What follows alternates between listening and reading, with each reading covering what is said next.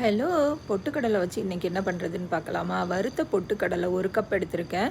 அதை மிக்ஸி ஜாரில் போட்டு நல்லா பவுடர் ஆக்கிட்டு 1 கப் பொட்டுக்கடலைக்கு 4 கப்பு தண்ணி சேர்ந்து நல்லா கரைச்சி வச்சுருக்கேன். கட்டிகள் இல்லாமல் இதை நல்லா கலந்து விட்டுறணும். இதை தாளிக்கிறதுக்கு என்னெல்லாம் எடுத்திருக்கேன்னா, வெங்காயம், பச்சை மிளகாய், கருவேப்பிலை, இஞ்சி பூண்டு பேஸ்ட்டு, நறுக்கி வச்சுருக்க தக்காளி.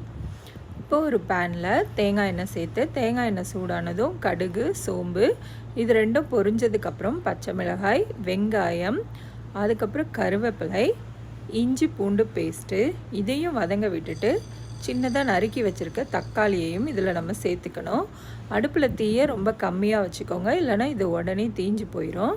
இதுவும் வதங்கினதுக்கப்புறம் கொஞ்சமாக மஞ்சத்தூளோட அந்த பச்சை வாசனை போனதுக்கப்புறமா நம்ம கரைச்சி வச்சுருக்க பொட்டுக்கடலை மிக்ஸை 1 கப்பு பொட்டுக்கடலைக்கு 4 கப்பு தண்ணி வச்சு இதை கலந்து வச்சுருக்கேன்.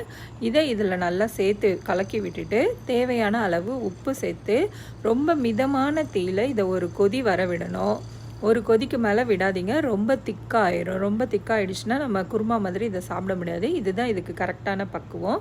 இந்த பக்குவம் வந்ததுக்கப்புறமேட்டு நம்ம ஸ்டவ் ஆஃப் பண்ணிட வேண்டியதுதான்.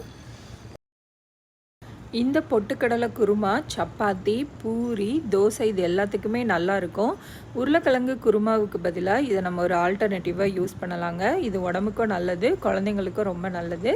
இதை கண்டிப்பாக ஒரு தடவை ட்ரை பண்ணி பார்த்துட்டு எப்படி இருக்குதுன்னு சொல்லுங்கள்.